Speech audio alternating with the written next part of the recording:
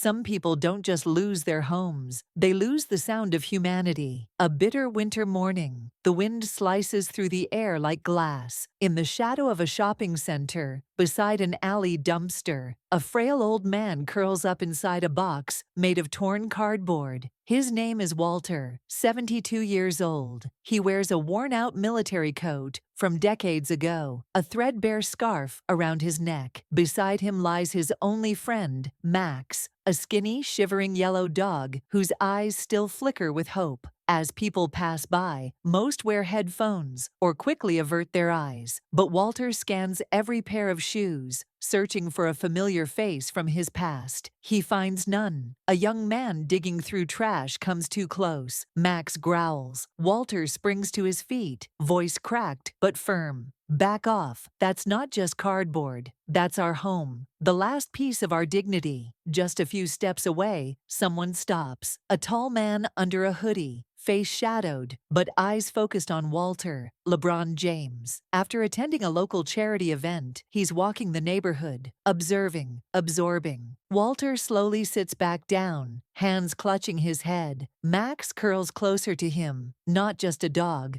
but the last witness to a life lived. They kicked me out, said I owed rent, didn't have the right paperwork, but not one of them asked if I was okay. LeBron's gaze locks with Max's. In those eyes, he sees loyalty. In Walter's cracked fingers, he sees a story etched in hardship. LeBron doesn't walk away. He doesn't look away, because some stories don't need to be spoken. They're written in silence, on the streets. The sun rises. Walter remains in the same spot, blending into the concrete as if he were a part of it. While others sip warm lattes on their way to work, he sits motionless. Max rests his head on Walter's leg, breathing shallowly. But something is different this morning. His breathing is labored. The shivering has worsened. Walter checks his pocket for coins, just enough for one can of dog food. He hasn't eaten himself, but without hesitation, he places the can in front of Max and gently strokes his head. If you leave me too, Max, I'll vanish completely.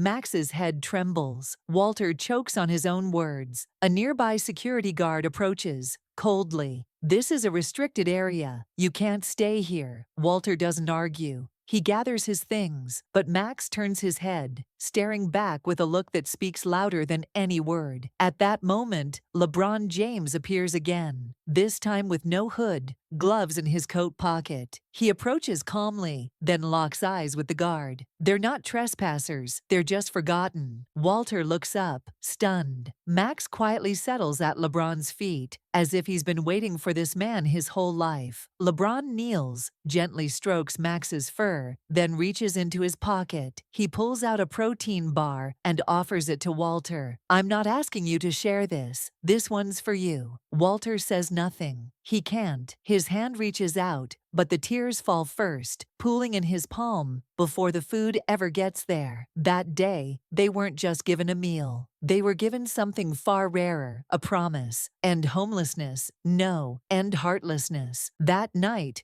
Walter sits on a bench, huddled with Max under a gray sky. Snow drizzles lightly. Max trembles and presses close. But this time it's different. His breaths are shallow, eyelids heavy. Walter gently wraps him in his coat, holding him like a child, as if his own warmth could save him. But the dog's body grows colder with every moment. Not yet, Max. You've still got love to give. You're the only one I can still talk to. Tears fall. Walter fumbles for a crumpled napkin, wiping Max's ears, resting his head gently on his lap, powerless, silent. Then, from the edge of the alley, LeBron James reappears, this time not alone. He's brought a veterinarian. Word of Walter and Max had reached him. The vet kneels and carefully swaddles Max in a soft blanket. Walter recoils, scared. If this is his last day, please don't let him be alone. LeBron kneels to Walter's level, locking eyes. Nothing sacred should end in silence or solitude. Walter clasps his hands over his chest. Max lays his head on LeBron's knee. And there, on that fragile border between life and death, a man holds a stray-like family. That night, a street dog wasn't just rescued. He was honored, because loyalty doesn't only matter in life. It matters in the farewell too. Morning light filters through a small window. Walter opens his eyes beneath a real blanket. For the first time in years, he's not in a shelter or a clinic. He's in a modest but warm apartment. A bed, a table, even a stove. Max sleeps beside him, recovering, head still resting on Walter's leg. On the table, a handwritten note reads, "This place is yours now. Stay, if you wish, or go and touch other lives. L." Walter puts on his glasses and reads it again and again. Then he clasps his hands, as if in prayer, and turns to Max. "This kindness came from you, Max. I was just a witness to your loyalty." Later that day, Walter steps outside. At first, the neighbors watch from behind their curtains, but Max wags his tail at everyone. The kids down the street run up to pet his ears. Within days, Walter becomes known as the man who was reborn with his dog. From a distance, LeBron watches from a bench in the nearby park. A staff member beside him turns and asks, "Why him? Why Walter? I didn't choose him. He showed us what no one else could see. Loyalty can stay pure, even in the dirtiest corners of the street." And from that day on, the sidewalk wasn't just concrete. It was where hope took root. When a dog is rescued, it's not just a life saved, it's a soul restored.